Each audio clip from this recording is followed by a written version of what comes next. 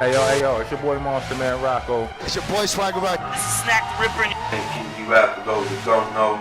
Master Ace. You are now rocking with the best. Breaking Records Radio. Breaking Records, man. Breaking Records Radio. Breaking Records Radio. Breaking Records. Breaking Records. Breaking Records Radio. Let's go. Breaking Records Radio. Breaking Records Radio. Breaking Records, man. Radio is like the place to be. I don't know. Fuck strange music, man. One time for your mind, Breaking Records Radio and the place to be. You know what it is, your host Maloney, and I've got a very, very special guest on the phone with me right now. She's royalty, hip-hop royalty, a whole legend. We got YoYo on the phone with us. How is it going, YoYo? Hey, don't try to play me out. Don't try to play me out. I'm staying live on the West Coast while we are faced with many challenges right now. I'm remaining live. Yeah, this Corona thing is crazy, eh? Yes, way crazy. How you guys doing in Canada? We're doing pretty good. Our Prime Minister today just kind of, announced like not a full out, lockdown like what's going on in San Francisco, but basically alerted the country like don't be doing anything that you don't possibly need to do. Work from home if you can, all that type of stuff. And I think they're going to be implementing suspending the borders in the next few days. So it's starting to get a little crazy, but we're trying to more nip it in the bud kind of thing. You know what I mean? Are you afraid? I'm not afraid, no. What about yourself? Well, I'm not afraid. But I am a little worried. In my mind, I'm thinking, what are they really doing? What's really going on? Like, every time I call any of my friends, I'm like, do you have the virus? Do you know anybody who has the virus? Like, nobody I know knows anybody that they know has the virus. Yeah, no, it's an interesting point. I myself am a bit of a conspiracy theorist. I'm not one of those tinfoil hat wearing types, that believes anything and everything. But, there's definitely a lot of lies that have, been covered up throughout history. And I don't know. I don't quite know how to feel about this one, to be honest with you. I'm not quite sure how I feel about it. Do you think they're trying to shut down hip hop? That's my question.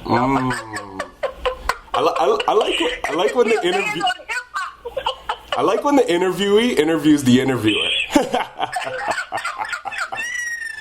That's your history in radio. Well, the more I stay indoors, the crazier I might get. I might get a little crazier. I'm like 2 days in the house is too much for me. Yeah, I'm the same way. Like, even just on the weekend, like, I can't stay cooped up all day. I gotta at least get out for a walk or something. Go get a coffee. I gotta get out and do something at least. Right. But yeah. I definitely see. I don't know where I stand. I think there's been and this kind of correlates with some of your history, and we'll get into it. But there's definitely been an agenda to bring down hip hop, or at least change the message in hip hop over the years. As far as this, I don't know if I would say that's what this is, but I definitely. I don't know where I stand on this. There's a few different eerie things that have been brought to my attention. Like some people talk about the 5G thing in China, which I found interesting. And someone today was making a correlation to this and those FEMA camps they were putting together like 10 plus years ago. I don't have enough information on that side of it to really form an opinion, but I wouldn't be surprised if there was something fishy going on. You know what I mean? Yeah. Well, that's my thing. Here in Los Angeles, they had this big thing where they were spraying. We lived in South Central Los Angeles, and they were spraying stuff in the community. Like, we would wake up and have this sticky stuff, and when you would, the news would say, they're not sure what we're talking about. There was like this sticky stuff on the cars everywhere, and it was like you could see the helicopters out at night spraying stuff in the communities and stuff. So my theory from my show yesterday, I said, and I'm no theorist, but my eyes are wide open, but I said, maybe they want you in the house because maybe they're going to spray something. Maybe those who do get caught out might get caught in the spray. And they're going to say, well, we told you to stay inside. We told you not to go out. And those who disobeyed the orders are those who, they won't admit that they are doing something suspicious. Yeah. Mm-hmm. That's interesting. Maybe that's interesting, huh? Something to think about. Yeah. Definitely. And when you actually mentioned that they were spraying in South Central, was that like recently or more like when you were growing up, do you mean? When I was growing up, they used to spray this. They used to have this sticky stuff. It used to be on the cars, everything. They used to spray this spray. And I didn't remember it until I got older. And I was like, remember they used to spray stuff? And, this was after, of course, I was started smoking weed and all that. I was like, remembering and having one of those moments. I don't anymore, by the way. Opened your pineal gland a little bit and helps you remember some things. But yeah. Right, well, I don't smoke anymore, so this is not one of those moments. But it brought back my memory to those days, and I'm like, remember? They used to spray stuff, and that was a time that, I didn't experience the world as I have experienced it now, Yeah, that's interesting. And I can completely tell that there is a difference. You know what I mean? I definitely know the difference from the west side, and the south side. Definitely. That's actually interesting. I've never even heard about that. But has there ever been any clarification of what was going on when they did that, or? No, well, really, I just brought it up the other day, so I'm going to look into it again. Just while I'm in the house for these 2 weeks, while I'm quarantined, I'm going to not only be painting my borders around my house. I'm going to do some painting while I'm at my house rearranging some stuff. I'm going to go in my closet and shred some old files and all of that while I'm home. But, yeah. So it's definitely give me time to just think, and it's probably necessary to just sit and be still. Yeah, definitely. That's clarification. And what you brought up is something I'm going to look into, because that right there breathes... that is something suspicious just from the jump, and it's like somebody's got to have some sort of theory on what was happening there, and whatever it is, it can't be good, or else the public would have known about it. Well, you know what I said? Well, that's why we're immune to whatever's happening. Yeah. Away from the people that's not from the hood. Well, and that's the fact too. If they're spraying the hood with it, it's almost like maybe it was some sort of science experiment that they were trying to, conduct and see. Listen, right.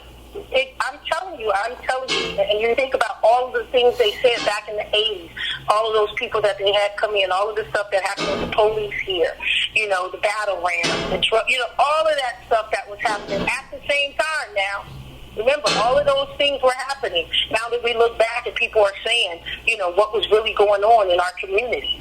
Who knows what they were really doing? Well, they were doing stuff in South Central LA, that's for sure, because I remember, there's stories people attest to of, finding bags of guns and drugs on, the train tracks and stuff like that. Look at Rick, what's his name, Ricky Ross story. Yeah. Rick Ross story, the real Rick Ross. Look at his story. Yeah, the Contra, the whole scandal, and the CIA bringing it in. And think about all of the stuff that happened with the Compton police, Death Row. All of that stuff was conspiracy. All of those drugs they took out of the police station. All of that stuff that was happening. They turned the Compton police into the L.A. sheriffs. Yeah. Park and sheriffs. Yeah. Got rid of the whole department, period. And some people are doing serious time. Some officers are doing serious times behind those accusations. And it's sad too, because a lot of that stuff is connected. At least in my beliefs. I know you personally were very close to Tupac, but my personal belief is that there was some serious FBI or CIA involvement in that to some degree. I know the Keefe D story and all that, but they swept that up under the rug like nobody's business. Yeah, and nobody's business. And if it was regular gangbanging stuff without a higher okay or green light, I can't see them just sweeping it under the rug like that. That's just there had to be more to that story. I personally believe there was too many officers involved for them to even go any further, because they'd have to, basically, there's been so many lawsuits. Yeah, they'd have to admit fault, and then break down literally their whole police force, basically. Mm-hmm. And when they did, they got rid of the whole company. They got rid of the whole department. It's no longer exists. It's and that's why I don't put anything past the government at all, or the powers to be, shadow governments, whatever you want to call it. If there is a plan in order, that they will execute it. And actually, now that while we're on the topic, back to circle around to the original question you asked me, because you came up in that time. But I personally, you know, and it's sad to see like Chuck D and Flavor Flav, what's going on between them right now, and you know, the breakup of Public Enemy. But you know, I have a personal debate with one of my friends all the time, and I personally think that there was a special agenda to break down, you know, the black activists and black power groups of the late 80s, early 90s in hip-hop, you know, like Tupac when his first album came out, and, you know, like Public Enemy. Like, I feel like there was an effort to destroy these because they were too powerful and they were too strong, and they could unite the black communities, and that's a problem, you know, to the powers that be. Giving away more information than was necessary, because, see, Los Angeles was so... we had no culture. Yeah. You know, so we got a lot of our culture from the East Coast, the Zulu tribe. They brought a lot of information with them. You know, Cube linking up with Public Enemy. That, you know, set Cube on this whole quest for knowledge. And, you know, black man, black power. You know, Tupac. I remember the first time I heard Pac do his first interview, I was just like, he was just nigga this, nigga that, nigga. I was like, Pac, that's not even you. Like, don't get, you know, I used to say that, you know, because I knew his passion. Yeah. You know, even though he could rhyme about anything, I knew his passion. And the first interview I heard, I was like, no, don't go there. You know? Yeah. You know, he would always say, I know what I'm doing. I know what I'm doing. But in my mind, I was thinking, like, damn, you know, I don't want you to just be them. Like, stay where you are. We don't have that here. We don't have that here. You know, that's why, you know, I fell in love with a man who was knowledgeable, who could rhyme his ass off. You know, that's what made me love him. It wasn't just the man. It was the man and the plan and his mission. Yeah. It was his words. You know, it was his power behind that young black soldier. And actually, you, like, as well, too, like you saying the plan, the mission, you know, like, I feel like Tupac, after his death, you know, the powers, either way, the music industry, whoever owns the right to the imagery and, you know, the name of Tupac after his passing, they try to really pass off a gangsta image. But, you know, like, in a lot of interviews and different research I've done, a lot of people say the reason Pac took the gangsta approach was his way to kind of win over the ghettos all across America so he could revolutionize them. Like, did he ever talk to you about anything like that? You know, he always just would say he knew what he was doing. Yeah. You know, he was just smart. You know, he introduced me to a lot. The conversations he and I had about, you know, just life was, you know, just eye-opening for me as a young black girl growing up, really not even thinking the world was as big as it was, you know, coming out of the South Central Los Angeles, you know, with my first big, you know, hit. You know, it was just me just really seeing all I had seen growing up was young men trying to make it. None really talking about power, black power. You know, the reason why I love the East Coast so much because they had a different swag. They were, you know, what's up, Queen? What's up? You know? Yeah. Different. You know, it was different than these, you know, being over here, oh, that's my bitch. You know, it was different. You know, it was much more respect. So that's why, you know, yeah. Yeah, and like, you know, coming up in Compton too, like, before NWA and stuff, do you find that, like, what was the gang culture like prior to that? Like, was there an explosion of it? I lived in Compton. I grew up mostly South Central. Okay. South Central Los Angeles was my junior teenage life. Yeah. Up until adult. So I didn't realize there was even any gangs until I moved to South Central Los Angeles from Carson, California. Okay. I didn't realize that there were gangs when I went to junior high school and I went to high school. Well, no, junior high school. They said, you know, you guys live in a blood neighborhood. You can't wear red to this school, and that's the first time I even knew that gangs even existing. We was like, what? We can wear whatever we want to wear. Like, who said that? Like, what? Are you crazy? So, you know, you know, it was just something that was really hideous and stupid to me. Yeah. You know, not really knowing the history behind it. I mean, to learn the history behind it, when, you know, to know that it came from black men trying to do something positive in the community, and then realizing the power that we had and separating it, you know, was just, you know, sabotage probably within itself. Yeah. You know, because I've watched young black men, you know, be harassed. I mean, the first time I ever had to get out of a car and sit on the curb was so humiliating to me. I'm like, what? I'm not sitting on no curb. They're like, sit down. I'm like, really? Who does that? Wow. You know, who makes a girl get out of the car and sit on the ground? Yeah. But, you know, so that was my first, you know, experience. But, you know, slowly but surely, I just made up my mind, you know. I started representing women. I started just standing up. You know, I never went that route. I never hung with those types, you know.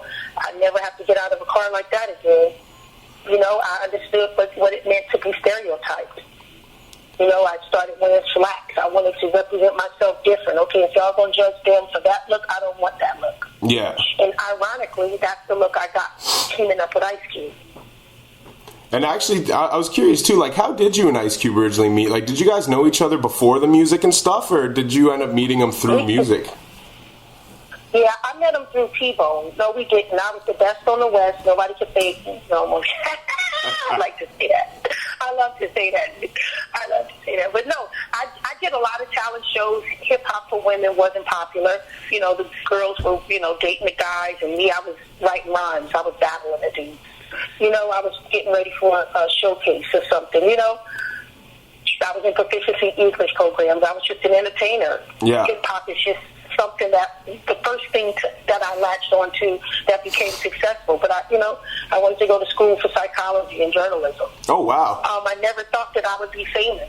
Yeah, I never thought that I would be famous. It happened, it really was like overnight success. But I had been doing it, that's what I tell young people. People who see me now knew that I was going to make it. They go, I knew you was going to make it because I've been doing it, you know? Yeah. It had been my pattern my whole life.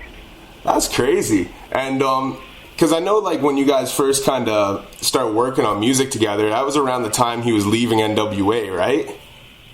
Right, yes. I was just curious if, like, you know, being that he had been in the music game and already kind of learned some of the, you know, the ways artists get jerked and stuff, like, what was, like, some of the most valuable lessons he taught you as a new artist coming up while he was going through that situation there? Well, you know, at that time, I really thought that, well, you know, I was thinking, hey, this is the best person to get with because, you know, he was leaving them because of the contract and situation. So, you know, I was like, oh, this is good. You know, he wanted to do more. He wanted more. I was like, perfect. I really didn't know anything about him. I never really met NWA at that time because they were separated. So I never got a chance to meet Eazy-E, which is ironic. People, I can't believe that because, YoYo, why wasn't you in the NWA movie? I never met Eazy. You know, I was Ice Cube all the way. Never did any events with them, you know, anything. Yeah. Might have said hi to him maybe, but you know, yeah, I was excited to work with Ice Cube. You know, he was just such a businessman. I mean, you know, he would tell me, you know, he doesn't mess, you know, don't mess with the cash register. He would tell me, you know, this industry is like this. I want you to make sure you maintain this type of integrity, you know, and all of this. You know, carry yourself how to be. Yeah, he was just straightforward, like a brother, the entire time. Yeah. And, what are some of your greatest memories from making the Make Way for the Motherlode album? Because that's a classic album right there, you know, like, what were those sessions like with Ice Cube and, like, Del the Funky Homo Sapien and Jinx, like? You know, it was really the greatest experience because watching a whole team work for you was something that I had never experienced. So just them seeing more in me than I saw myself, you know, telling me to go back and do something else. Del the Homo Sapien coming back and bringing ideas to me, Q coming in, and it was just really, it was like the evolution of YoYo, the making of YoYo. Me seeing myself for everything that I had stood for, when we would have conversations about what did I want, how did I want to portray myself, you know? Yeah. And then seeing that come alive, it was a beautiful experience, to be totally honest. It's incredible, like, you know, and you and Ice Cube are still cool to this day too, right? Yeah, we sure are. But I would never, ever not be cool with Ice Cube. He put me on. Yeah. Best thing he could have ever did. That's a beautiful thing, man. You know, like, you know, I love learning the history of, you know, the culture that, you know, I feel like a lot of times the light doesn't get shined on, you know, the building blocks of what really put this culture together. But Ice Cube has helped so many artists in history, and I don't think he always gets the credit he deserves for, you know, how much he's really put into this game. I know people regard him as, you know, one of the greatest lyricists of all time, but, you know, just for how much he's contributed to the game by helping other artists and behind the scenes and stuff, you know, I don't think he... Well, you know what I've learned about this thing is that, you know, we all learned at one time, you know, and a lot of people, they say to me, why didn't Cube do this for you? Why don't he put you in mute? You know, so people don't get their credit because you never allow those seeds that he's planted to grow. Yeah. You know, they always think that he's supposed to come back and water your grass. Yeah. So that you grow. He's already planted the seed. You water your own grass, you know. You be great on your own, you know. So I think the more successful we become throughout our lifetime, the more people will understand what a great man he really was with the artists that, you know, have sincerely continued the journey, the work. Yeah. The movement, you know. Yeah, definitely. And then I'm guessing he was kind of your link, too, to get into the Boys in the Hood movie. Yeah, he told me to show up, and me just being crazy me, I met John Singleton, and, you know, I was like, where's my part? He was like, oh, you act? I was like, yeah. He was like, okay, let me see you act like, can you talk like you're talking to a baby? I was like, come here, baby. He was like, yo, a baby, not a dog. I was like, oh. So he put me in the back with Regina King. What was it like being able to even work with John Singleton, too? You know what I mean? Like, such a legendary, innovative director, like... John Singleton, I mean, he always showed me love. Every time I saw him. I mean, he was the same man we saw on the interviews. Just quirky, loving, and always with an idea and saying, hey, yeah, you know, let me know if you want to, when I get started, you know, come around. You know, he was just that type of person. Like, yeah, we can do whatever. When I'm doing something, let me know. If you have something going, invite me. You know, yeah, just a great guy. I wish I could have did more work with him. Yeah, like, and, you know, you're blessed to have worked with so many legendary acts throughout. Great people. Yeah. Right. Like, With throughout. my non-acting ass during those times. I was in a lot of movies with no skills. No, you've got a very extensive catalog, and like you know, one I was you know, I have to know about is like, how did the whole Kilolo thing happen on Martin? Like the you know, the infamous scene of you guys in the car with Tommy, Kilolo, like that shit, you know. Listen, it's a legend, right? And the crazy part is, some kids only know me for that. And the mom was like, "Oh wait, you know her?" To a 15-year-old, 16-year-old daughter in the mall, and she's like, "No, I don't know. That's YoYo Ice Cube. You can't play with." The daughter's like, "No, I don't know her." "No, you do." I said after a while, I'm like, "No, she don't know me. She doesn't know me." I said, "How old are you?" 16 years. She wasn't even born. She was like, "YoYo, she know you." She's like trying to figure out in her mind where she knows. She goes, "This is Kilolo." The daughter looks like, "That's Kilolo?" I was like, "What?" Like, what the hell? That's amazing. You know, I was like, what? That's the amazing thing. Like, you have a legacy in so many different fields. But like, how did the whole thing with Martin even come together? Like, how did you get that gig? Cube invited him to do the interludes on one of my albums. Ah, okay. And so, yeah, Martin was on the interlude of my album, and he was telling me, "Yo, I'm doing this thing with Warner Brothers. I have this character called Shanae. I want you to come in and play Kilo. You're going to be called Kilolo." So it's a play off of my name, YoYo Kilolo. Yep. And so I said, "Oh, okay." He was like, "Yeah, you're going to be her best friend, her homegirl." You know, he's telling me all about it. We were in the studio, time passed, months passed. I get a call from Warner Brothers, and I'm like, "Oh, wow, shit. Like, you know, I'm got to study. What is this script? I need some help." You know, I want the part. Yeah. And so I went in, studied, and they was like, "Oh, no, the part is yours. You're Kilolo." And I was like, "Really?" And then it turned out to find out that it was a recurring role. I was just like, really? That's crazy, eh? Yes. It's very crazy. I'm curious too, because like, you know, you've done everything. You've done radio, you've done TV, music, movies, and you have a legacy in all these things. Like, is there one that you're most passionate about, or that, you know, you love doing the most out of, you know, all of these things? Well, I definitely love performing. I mean, it's just something about performing. I love connecting with the people. But the one thing I found the best is working with students. I love working with the youth. Yeah. I mean, it's a love that, it's a love like no other. And, you know, I used to always play the guy, like, you know, I wanted more love and, you know, had a problem with relationships. And always I'm like, you know, a love thing. And when I started working with the kids, God said, now this is love, right? I was like, wow, this is love, you know. So working with kids gives me the biggest joy. You know, the biggest blessings come from me working with the youth. Yeah, My biggest blessings have come from me working with the youth. Tell us a little bit, too, about the YoYo School of Hip Hop.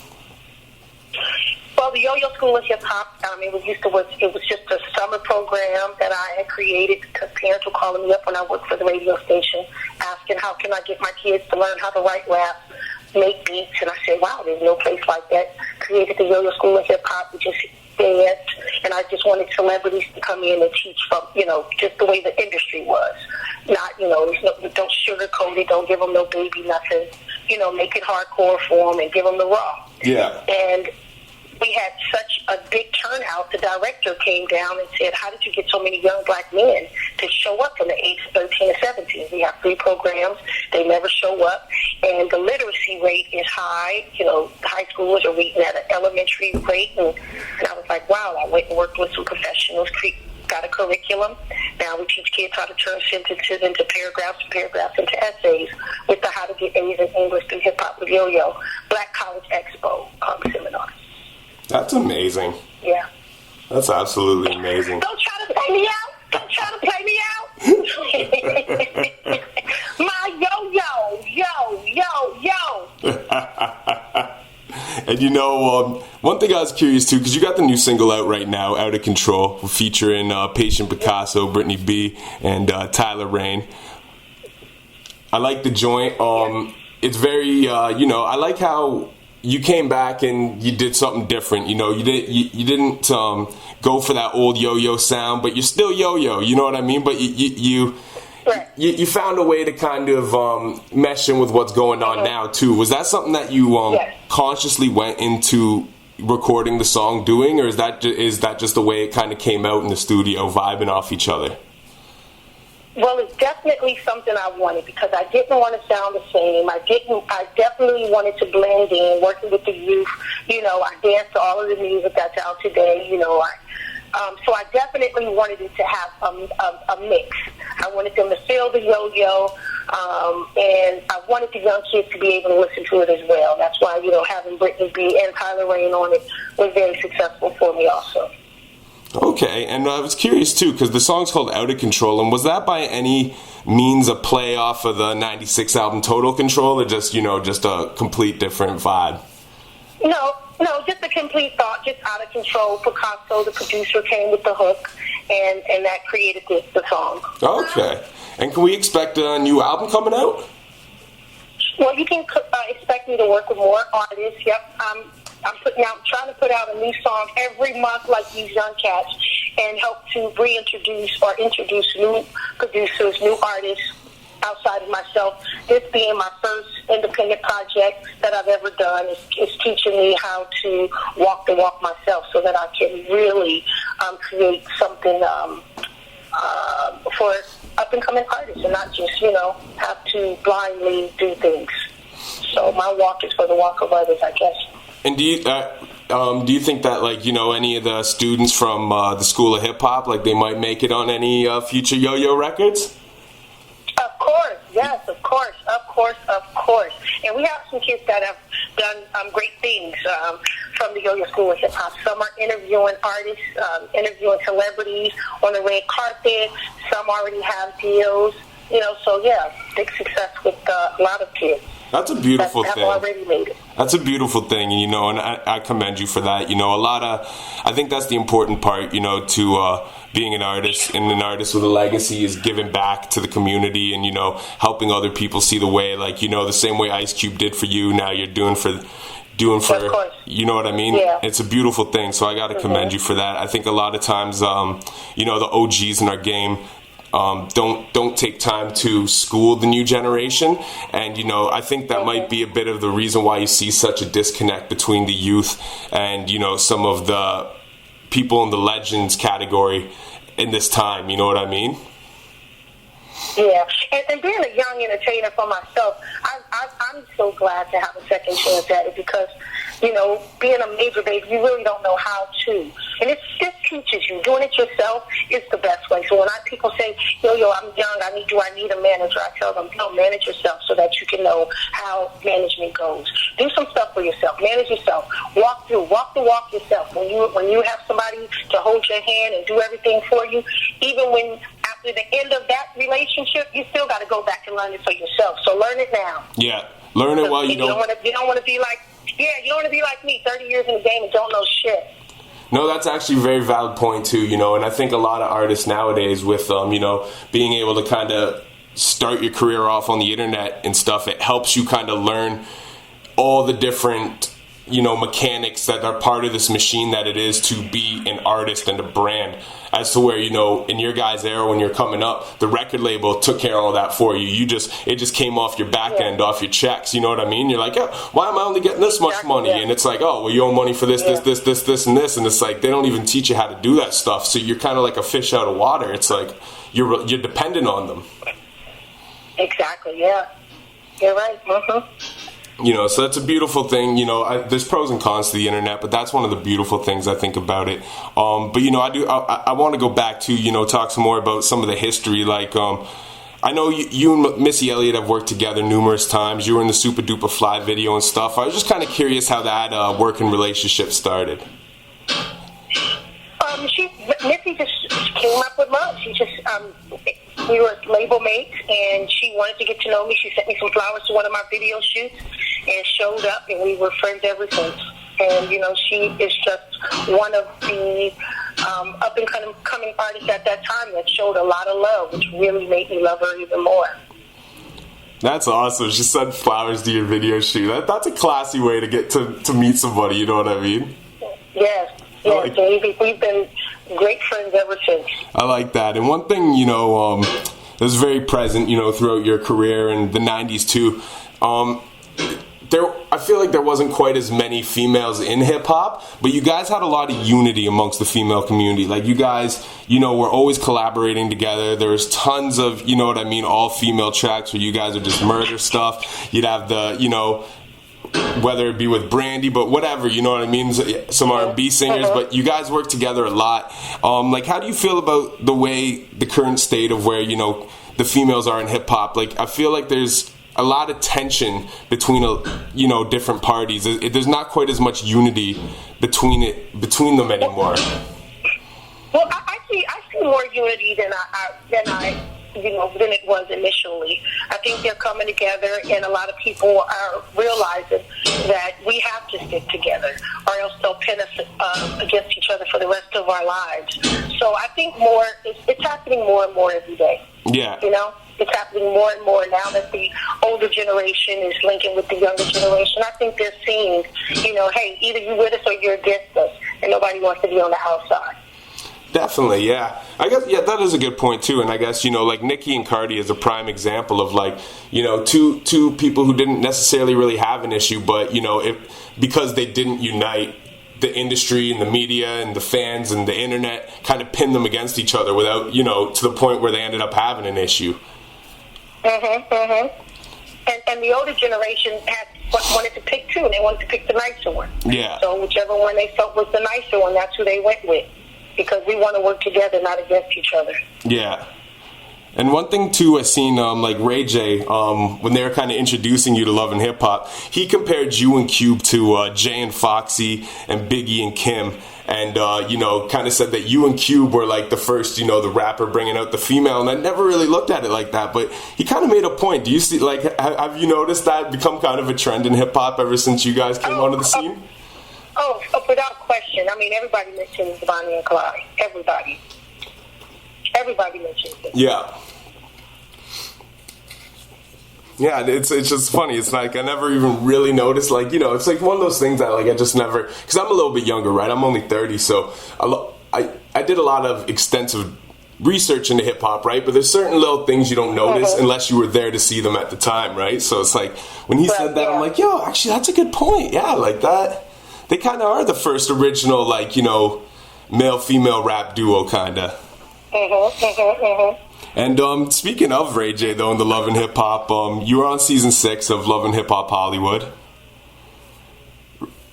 And do you plan on going back for the next season? Yeah, I plan on being back. Yeah, I'm planning on being back. Yeah, it's a great way. I work with the youth anyway. I'm killing this. I see a mosquito. Sorry.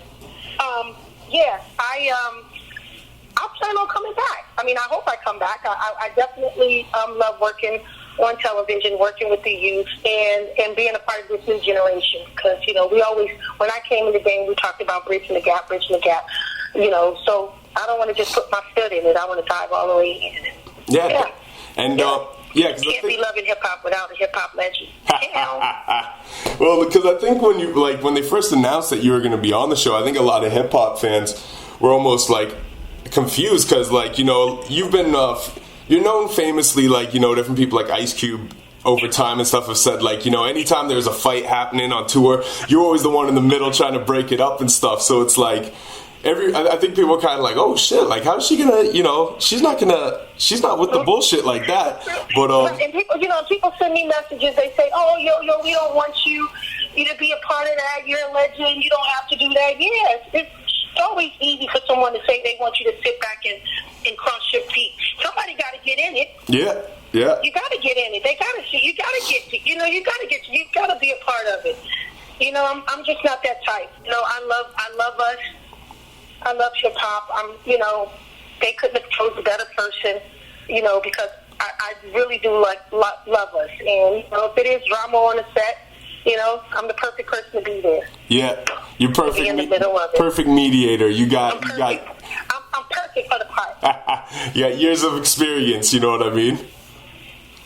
And speaking of, like, mediating, too, you know, like, just being around some of the crews and camps you were and tours you've been on and stuff, like, what is, like, one of the craziest fights or disputes between, like, two rappers that we would know that you've ever had to kind of come between or mediate or be like, yeah, like, you guys relax?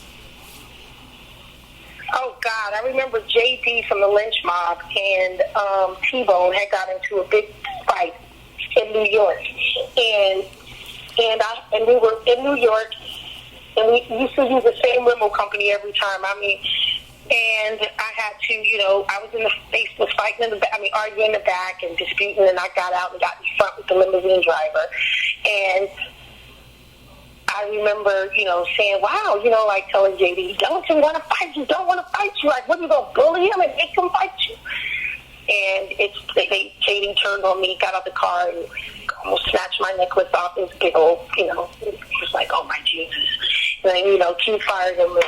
So that was the biggest fight I've ever seen. I was in the middle of it. You said Q fired him? Fired J-Dee at that time. Yeah, he fired him. You know, I said, either you fire him or I'm not coming back. If you keep him, we later brought him back. But, you know, it was for a while. I was like, listen, I'm not working with him. Yeah. Wow. Crazy. Yeah, J-Dee later apologized and, you know, after a while, you know, we made up. But, yeah, that was the biggest fight I was ever in the middle of. Crazy. Got out the car at the red light, and the window was down just a little bit. And, like, what'd you say? He couldn't really grab me. He grabbed my necklace, and he chinked it, like, scraped the side of my neck. Oh, man. And then I went back to my neighborhood and got the biggest, blackest, ugliest dude I know to be my bodyguard. That'll never happen. That's the way to go. And end of story. That'll never happen again.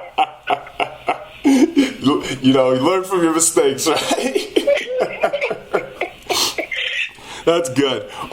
You know, and I know you know, you don't got all night. I could talk to you for hours. You got so much history in the game. Yeah. You know, but it's hard to go. There's a few points I would really like to ask about before we have to go. Yes. One thing for sure, I'm just curious, to bring it back to Tupac too, though. Did you and Pac ever record any music together that just never got released, or?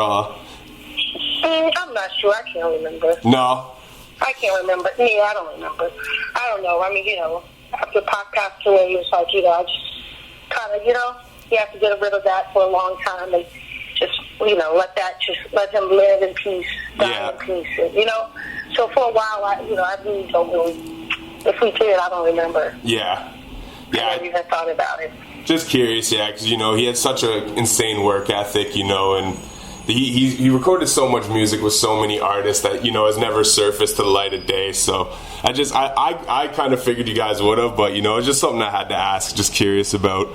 Another thing I was curious about, too, is being that you've been nominated for a Grammy before, what are your views on the Grammys and the whole establishment, because they've gotten a lot of flack in hip-hop over the years for misrepresenting the culture. Well, they just don't know what they're doing. I mean, they've never known what they were doing, and they try to bring people in, but it's just a system that's not set up right. It's never been really set up right, and it's just an old system that has not updated itself. It's like people still using, they're still using a system that doesn't work, and it shows every time. And the sad part about it is people really don't care. But, it's such a smoke and mirror industry that the people who want to do business, and that's why having a name and keeping yourself alive means so much to people, because it's, the smoke and mirror thing is so real, so big in this industry. So, a lot of people who don't care, but it's a lot of people who care because the people out there who know nothing about that industry choose you based off of that. Yeah. Well, and that's the sad part, too. It's like, year and year again, ever since hip-hop first even got, introduced into the Grammys, they've shown their incompetence to be able to really determine who deserves what from the culture, but artists still every year put so many eggs in the basket of, hoping they'll get it right. And it's like, at what point does hip-hop come together and create its own thing to recognize its own people? You know what I mean? Mm-hmm. But yeah, I was just kind of curious on your views because, every year people got something to say about the Grammys, and just being someone who's been nominated yourself, I was just kind of curious what your views were on it. Yeah, and I throw it out there, and I've sat on the board. I was a member of the Grammy board, so I kind of know the process, and they have been trying, and it's just an old system that needs a brand new start. Yeah. And that's the thing, everything changes every year, things elevate and evolve, and, a lot of these old traditions and systems. And a lot of the new artists don't really sign up for all of that. So it's a part of signing up and all of that. It's just the system needs to reboot. All right. Well, YoYo, thank you so much for your time. I really appreciate it. It's, just an honor to be able to talk to hip-hop royalty such as yourself. Before we let you go, just let the people know everywhere online they can find you and all that good stuff. You can find me and my new single, Out of Control, streaming on all media platforms. And you can also find me at YoYo Fearless on all social media platforms. And make sure to follow me, follow my journey. Awesome. YoYo, thank you so much. Just absolutely humbled and honored to be able to share this time with you. Thank you so much. Yes, thank you so much. Please spin the record and give it as much love as you can. I'd really appreciate it. 100%. We'll get into it right now. We're going to play Out of Control featuring Patient Picasso, Brittany B, and Tyler Rain. Out of control. Woo! Thank you so much, YoYo. I appreciate your time. Thank you, love. Peace.